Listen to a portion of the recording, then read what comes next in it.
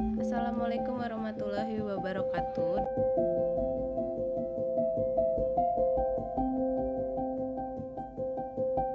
Di sini saya dengan Fitriah Tawakal dengan NIM 17 10 10 55 1002, di mana saya mempresentasikan mata kuliah Seminar Manajemen Keuangan dengan dosen pengampu Bapak Imam Lubis. Dan di sini saya mempresentasikan sebuah tentang manajemen kas. Sebuah perusahaan atau lembaga usaha mempunyai tujuan untuk didirikan. Tujuan perusahaan adalah untuk meningkatkan laba maksimum, mensejahterakan pemilik saham, dan mempertinggikan tingkat pertumbuhan perusahaan. Kas diperlukan baik untuk membiayai biaya operasi perusahaan sehari-hari maupun untuk mengadakan investasi baru. Dalam aktifah tetap, maka untuk mencapai tujuan tersebut membutuhkan manajemen kas yang sangat baik dari perusahaan. Apabila kas yang dimiliki perusahaan terlalu sedikit, maka kegiatan perusahaan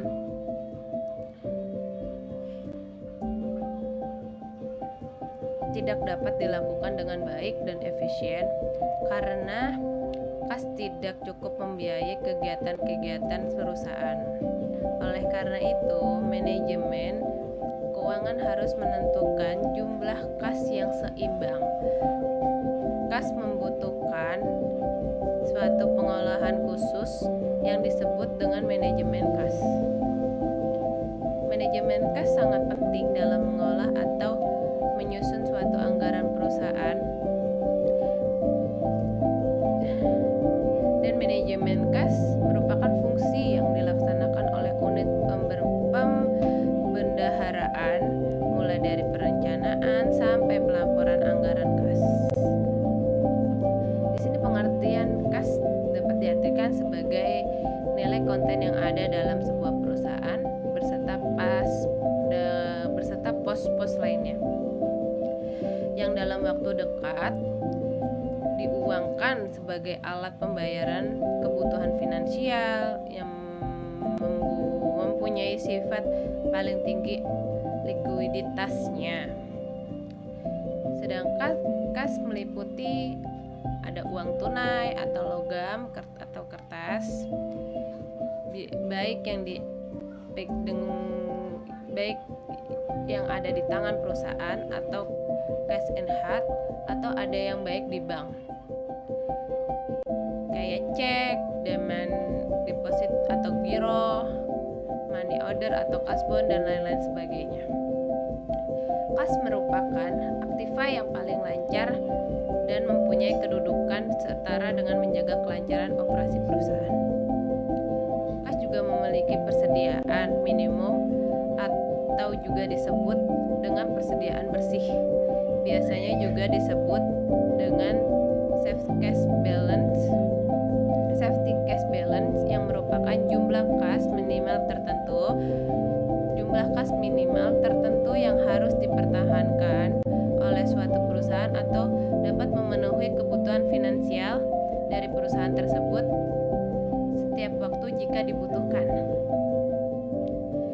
Di sini menurut ahli kas itu untuk saat ini menurut Sodikin dan Riano tahun 2014 halaman 87, yang dimaksud dengan kas adalah uang tunai atau uang kertas dan uang logam dan alat-alat pembayaran lainnya yang dapat disamakan dengan uang tunai. Dan untuk menurut Martani DKK tahun 2016 halaman 182, aset keuangan yang bisa digunakan untuk kegiatan operasional sebuah perusahaan. Di dalam kas tersebut ada aset yang lainnya paling liquid karena dapat digunakan untuk membayar kewajiban di perusahaan. Menurut Purwaji DKK tahun 2017 halaman 8, alat pembayaran yang siap dipakai dan bebas dipergunakan untuk membiayai kegiatan-kegiatan umum yang ada di dalam sebuah perusahaan. motif. Ada motif transaksi, motif berjaga-jaga, dan motif spekulasi. Untuk motif transaksi sendiri, kas diperlukan untuk memenuhi kebutuhan transaksi, seperti membayar upah tenaga kerja, membeli bahan baku, membayar listrik, dan lain sebagainya.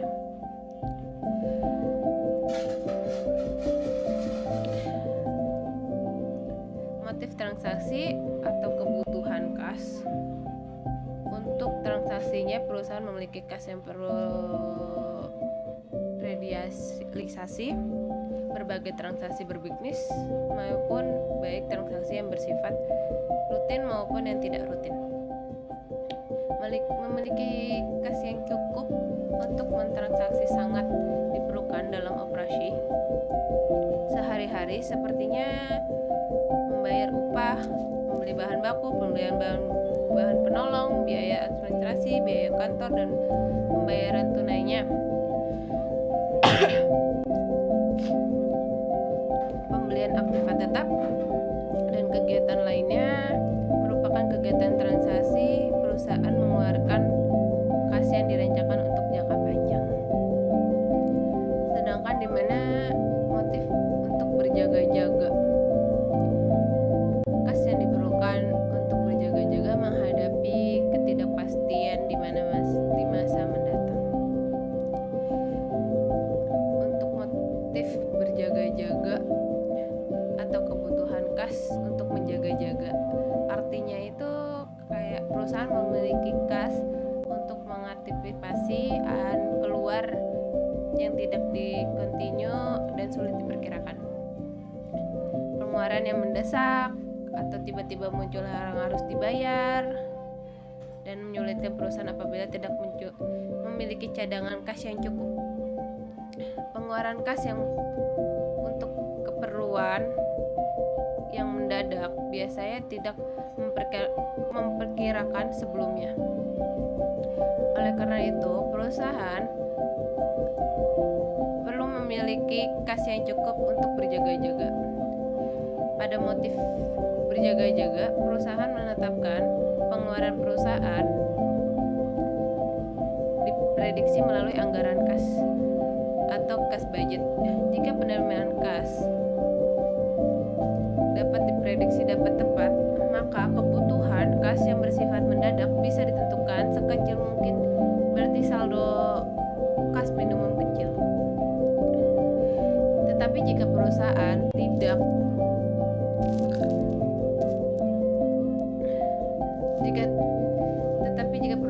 dan pengeluaran tidak dapat diprediksi dengan tepat, maka kebutuhan saldo kas minimum yang cukup besar. Dan di sini motif spekulasi, kebutuhan kas untuk memperoleh keuntungan karena perubahan harga surat berharga investasi atau surat berharga. Untuk motif spekulasi ini, kebutuhan kas untuk spekulasi agar perusahaan dapat memanfaatkan kesempatan apabila ada barang dan dapat dibeli secara murah. Perusahaan berspekulasi dalam pembelian bahan mentah yang jumlahnya melebihi kebutuhan. Karena menurut prediksi, bahan mentah tersebut harganya akan secara naik signifikan di mana yang akan datang. Untuk mengurangi resiko kenaikan harga tersebut, maka perusahaan dapat membelinya saat ini. Dengan sendirinya harus mempertimbangkan biaya-biaya yang muncul akibat penyimpangan barang tersebut dan risiko kerusakan. Contoh lainnya, perusahaan memiliki kas untuk turun drastis, maka perusahaan membeli saham dengan harapan harga saham meningkat setelah kondisi ekonomi membaik.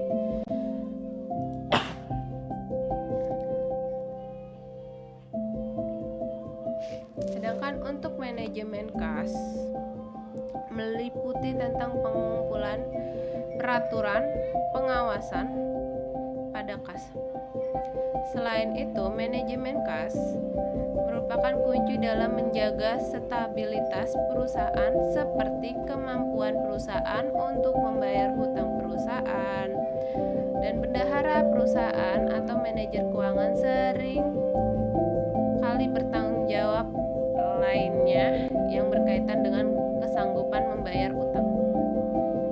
Manajemen kas akan berhasil jika dapat menghindari lilitan utang, meningkatkan tingkat mengumpulkan kas, memilih investasi jangka pendek yang sesuai, dan menambah jumlah kas pada perusahaan untuk meningkatkan posisi dan profit perusahaan. Untuk pengertian manajemen kas sendiri didefinisikan sebagai mengoptimasi penggunaan kas sebagai aktiva. Hal ini berarti tidak boleh terjadi kegagalan pemakaian kas dan pengawasan terhadap posisi kas. Untuk itu, menentukan besarnya kas minimum yang harus ada dalam beberapa kas yang ideal boleh disimpan hingga operasi perusahaan tidak terganggu dan kas yang ada tidak menganggur terlalu lama beserta pengendalian atau pengawasan terhadap kas. Untuk tujuan manajemen kas sendiri itu adalah manajemen kas merupakan suatu pengelolaan dari sumber daya kas yang ada dalam sebuah perusahaan. Manajemen kas ini yakni sebagai manajemen alat untuk berfungsionalnya perusahaan dengan memanfaatkan sumber daya kas atau sumber daya likuid yang telah dimiliki perusahaan secara efektif. Dalam hal ini perusahaan harus benar-benar dapat mengolah sumber daya kas yang ada dalam efektif dan efisien sebagai strategis untuk mengembangkan perusahaan. Begitu pula dalam perusahaan atau begitu pula dalam dunia perbankan kah? Hal yang paling utama harus diperhatikan adalah sumber daya kas yang dimiliki, mengatur pemasukan, pengeluaran dari bank agar tidak sampai terjadi kekurangan dana, kemudian menyebabkan masalah serius dalam perbankan tersebut.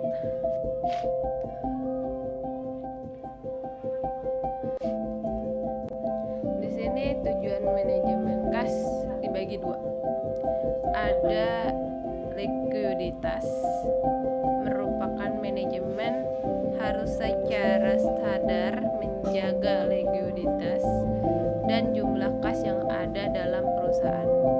Dan untuk yang kedua, earning merupakan setiap pengeluaran perusahaan harus diarahkan untuk mendapatkan kemungkinan hasil dari yang lebih besar diperbandingkan dengan kas yang dikeluarkan. Selain itu, manajemen harus menjamin pembayaran secara ekonomis. Tadi ada tujuan manajemen kas, sekarang ada perencanaan kas. Itu aspek utamanya perencanaan kas adalah menyusun anggaran kas, di mana manajer harus menyiapkan daftar kegiatan untuk mencari kas atau pendanaan dan kegiatan penggunaan kas, pengoperasian dan penginvestasian, atau membuat proyeksi kas inflow, kas outflow, dan balance atau saldo. Untuk perencanaan kas agar tujuannya tercapai ada dua yang harus dilakukan. Yang pertama, menentukan sumber penerimaan kas. Yang kedua, menentukan rencana penganggaran kas. Dalam penganggaran kas, agar tujuannya tersebut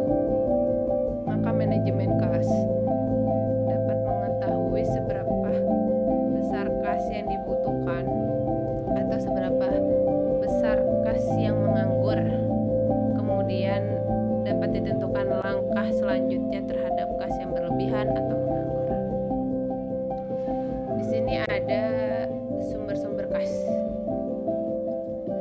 Sumber-sumber kas itu dibagi ada 6. Yang pertama hasil penjualan tunai dan penerimaan piutang.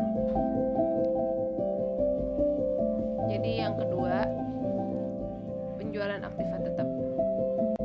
Yang ketiga penjualan atau emisi saham atau adanya penambahan modal oleh pemilik. Dan yang keempat itu adalah pengeluaran tanda bukti hutang atau wesel, hutang obligasi, hutang bank dan lain-lain. Yang kelima sendiri penerimaan uang usaha, penerimaan di luar usaha perusahaan, contohnya bunga. Dan yang keenam adanya penerimaan kas dari sewa, bunga atau dividen, hadiah atau restitusi pajak dari periode sebelumnya. Nah, di sini ada penggunaan kas. Pengeluaran untuk biaya produksi dan atau bahan baku, BTK atau BOP. Yang keduanya itu ada pengambilan saham atau obligasi sebagai investasi jangka pendek atau jangka panjang. Untuk yang ketiga ada pembelian aset tetap. Dan yang keempat tuh ada pembelian kembali saham yang beredar. Yang kelima pengembalian kas dari perusahaan oleh pemiliknya. Untuk keenam pembayaran jangka panjang atau jangka pendek. Yang ketujuh tuh ada pembayaran sewa, bunga dan pajak. Untuk yang kedelapan pembelian barang dagang secara tunai. Kayak yang kesembilan tuh ada pembayaran biaya operasi perusahaan seperti pembayaran gaji, pembelian supplier, kantor, biaya iklan dan lain-lainnya. Dan 10 itu ada pengeluaran kas untuk membayar dividen. Ada faktor-faktor yang mempengaruhi besar kecilnya persediaan kas. Ada dibagi 4 ya. Dibagi 4, yang pertama ada penerimaan antara kas inflow dan kas outflow. Yang kedua itu ada penyimpangan terhadap aliran kas yang diperkirakan. Yang ketiga ada hubungan finansial yang baik dengan bank-bank lainnya. Yang keempat itu ada anggaran kas. Di sini saya ingin merepresentasikan kasus yang saya buat dalam penelitian saya sendiri. Di sini saya meneliti untuk mengetahui kinerja PT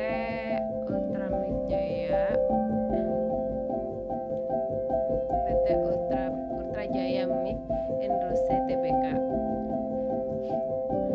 Metode yang saya gunakan itu adalah kuantitatif deskriptif, yaitu dengan cara mengumpulkan data, menyajikan dan menganalisis data dari perusahaan pengguna, analisis rasio likuiditas dan solvabilitas terhadap terhadap laporan keuangan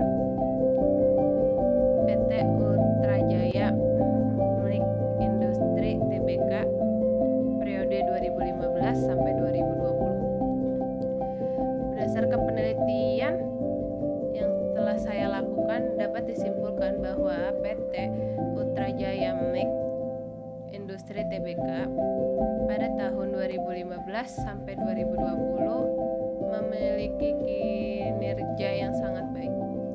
Berdasarkan rasio likuiditas, kondisi perusahaan adalah liquid yang berarti mampu menjamin hutang lancar dan aktiva lancar lancar secara seluruh. Berdasarkan rasio solvabilitas, kinerja dalam kondisi mampu menjamin hutang jangka panjangnya secara keseluruhan. Di sini pendahuluannya tentang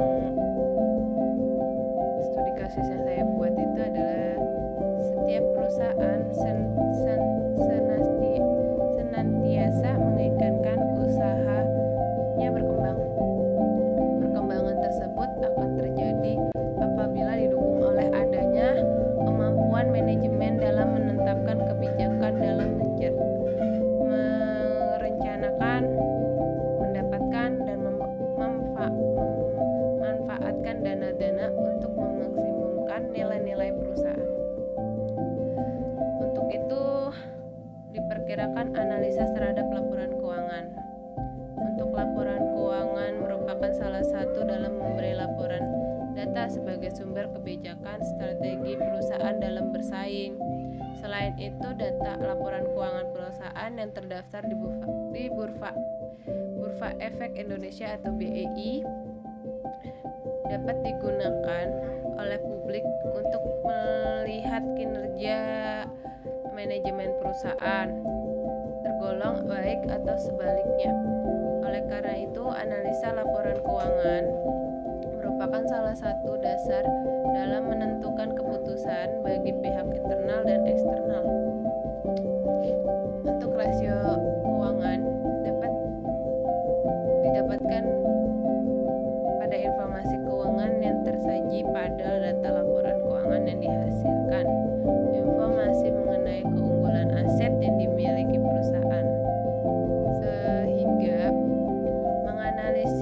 menganalisa rasio keuangan, investor juga dapat menjadi lebih yakin untuk memutuskan pemberian dananya untuk mengelola perusahaan dalam mengembangkan bisnis di masa depan.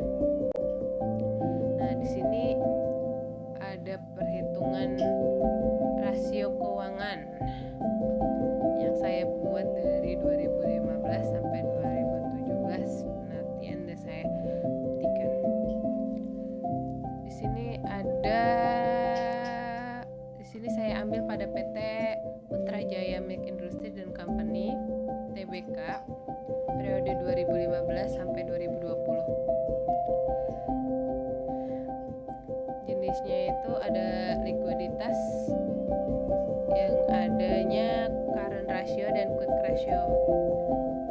Untuk current ratio sendiri pada tahun 2015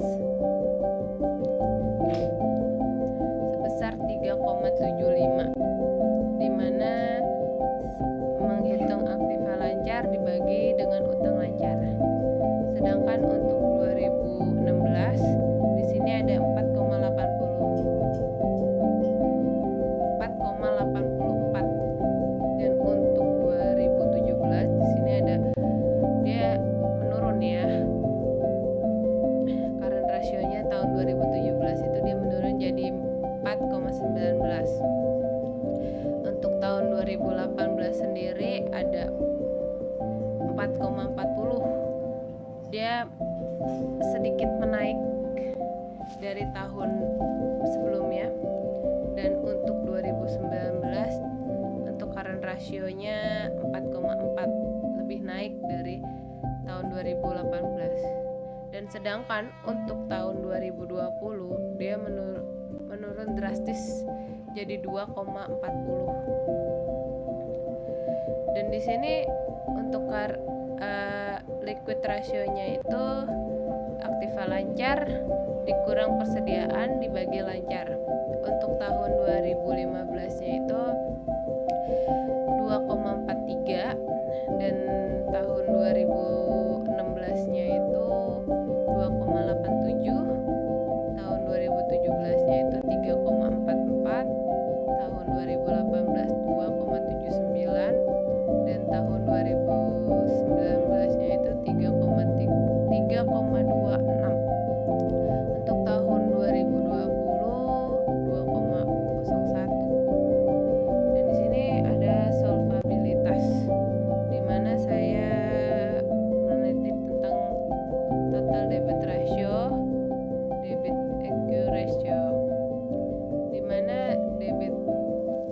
debit ratio itu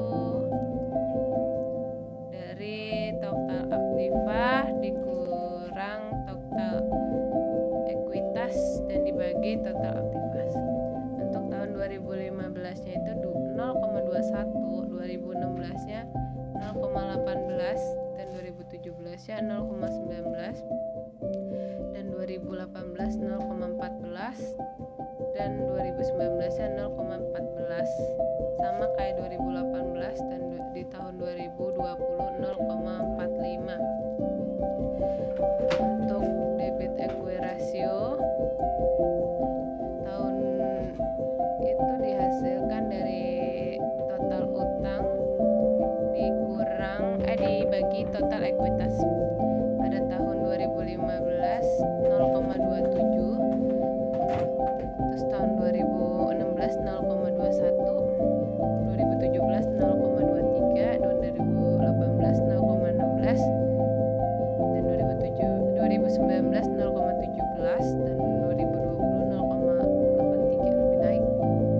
Nah, di sini saya meneliti yang tadi ada di tabel. Current ratio pada PT Ultramik Jaya pada tahun 2015 itu menunjukkan angka 3,75 yang artinya jumlah aktivanya lancar sebanyak 3,75 kali, hutang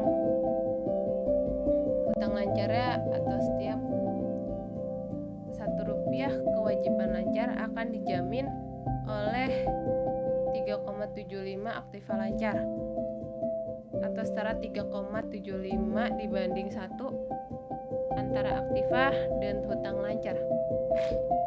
Tahun 2016 current ratio meningkat pada angka yang artinya jumlah aktiva lancar sebanyak 4,8 kali atau setiap 1 kewajiban lancar akan dijamin oleh 4,4 aktiva lancar atau 4,8 banding 1 antara aktiva lancar dan hutang lancar.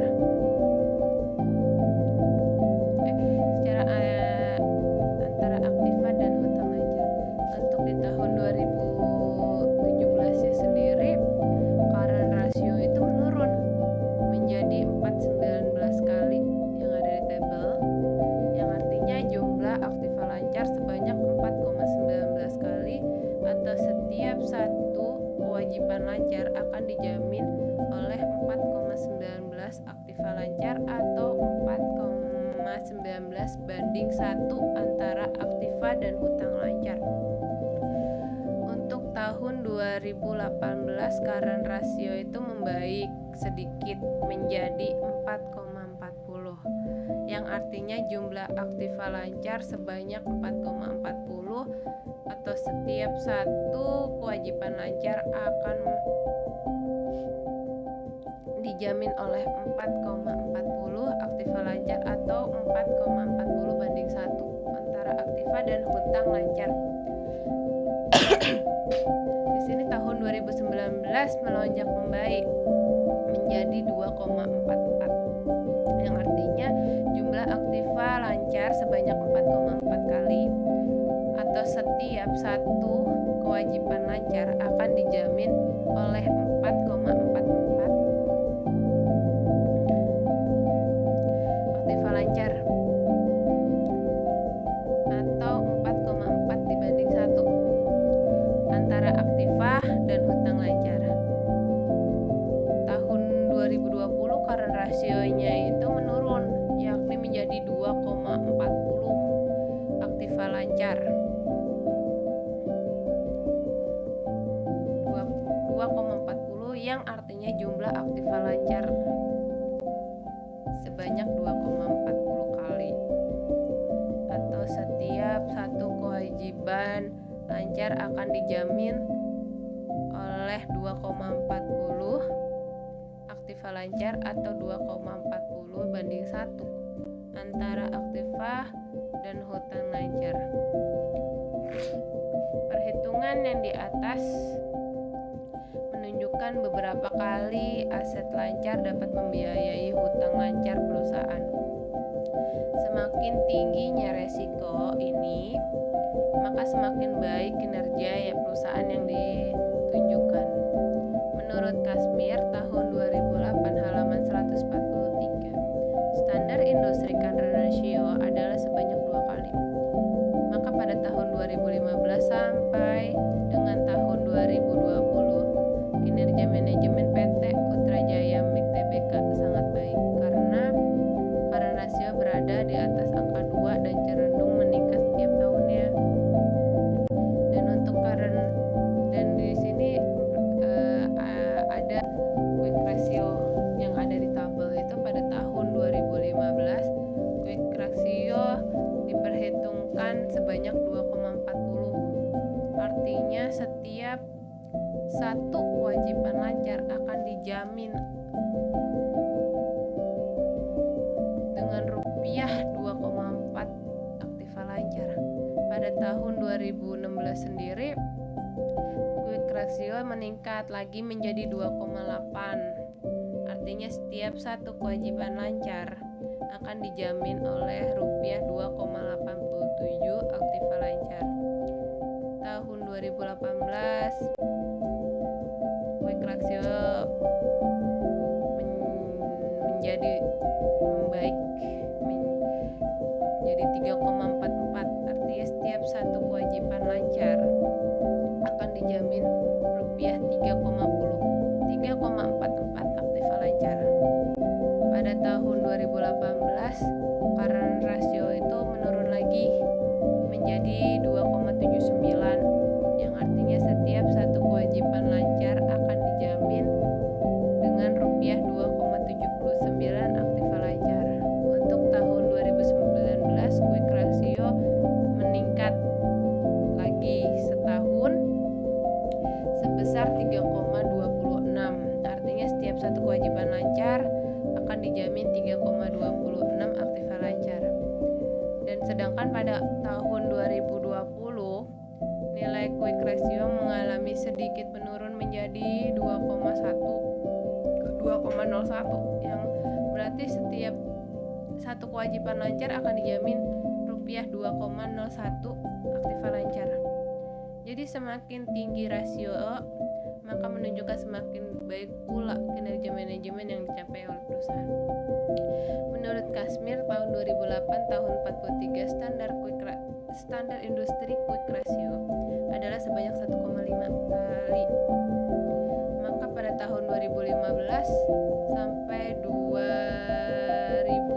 tahun 2020 kinerja manajemen PT Putrajaya MIK Industri Tbk sempat mengalami kondisi tidak baik, yaitu pada tahun 2018 dengan quick ratio sebesar 2,79. Namun terus meningkat menjadi membaik karena quick ratio berada di angka atas 1,5 dan selalu meningkat setiap tahunnya.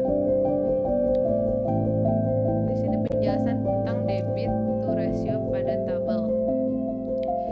Pada tahun 2016 total debit ratio menurun menjadi 18% dari rasio 0,21 pada tahun 2015 menjadi 0,21. Artinya bahwa setiap saat 1% rupiah pendanaan perusahaan menjadi 18 rupiah dibiayai dengan hutang dan 82 rupiah disediakan oleh pemegang saham.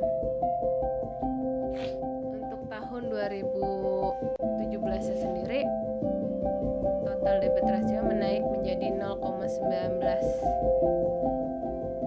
Artinya bahwa setiap 1% rupiah pendanaan perusahaan menjadi 19% rupiah dibiayai dengan hutang dan 81 disediakan oleh pemegang saham.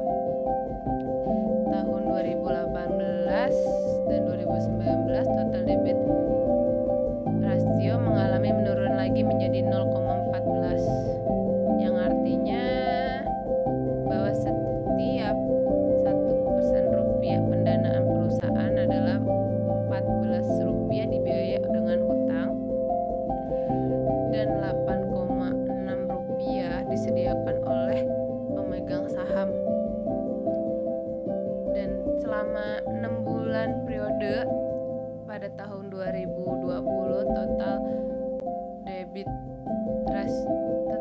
Ratio menunjukkan angka baik yaitu 0,45, yang artinya bahwa setiap 100% rupiah pendanaan perusahaan pada 45 rupiah dibiayai dengan hutang dan 54 rupiah disediakan oleh pemegang saham.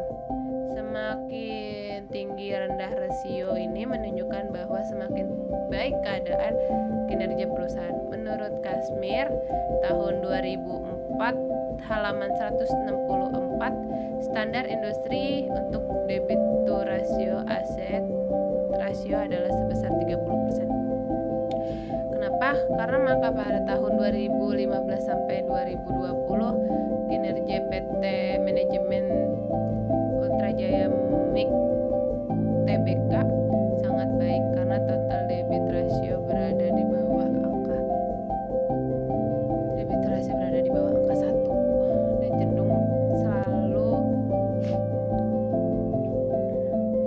cenderung selalu menurun setiap tahunnya. Dan yang terakhir tentang penjelasan debit to ratio pada tabel tersebut. Untuk pada tahun 2016 debit equity ratio mengalami menurun menjadi 21% dari rasio 0,21 pada tahun 2015 menjadi 0,27 dari 0,27, artinya jumlah kewajiban 28% dari kekayaan bersih. Untuk tahun 2017 sendiri debit equity ratio-nya itu menunjukkan angka 0,23, artinya jumlah kewajiban 23% dari kekayaan bersih.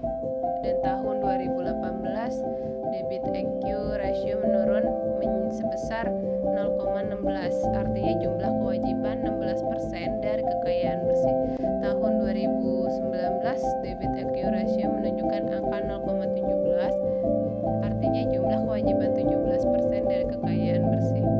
Selama 6 periode pada tahun 2020 debit equity ratio sebesar 0,83, yang artinya jumlah kewajiban 83% dari kekayaan bersih. Semakin tinggi rasio debit equity ratio menunjukkan kinerja yang buruk bagi perusahaan, sehingga perusahaan harus berusaha agar nilai rasio ini rendah. Untuk menurut Kashmir tahun 2008 halaman 164, standar industri debit to equity ratio yaitu 80%. Kenapa? Maka pada tahun 2015 sampai dengan 2020 kinerja manajemen PT Ultra Jaya MIK Industri Standing Company Tbk sangat signifikan karena debit equity ratio berada di bawah 80% dan cenderung naik turun setiap tahunnya. Berikut presentasi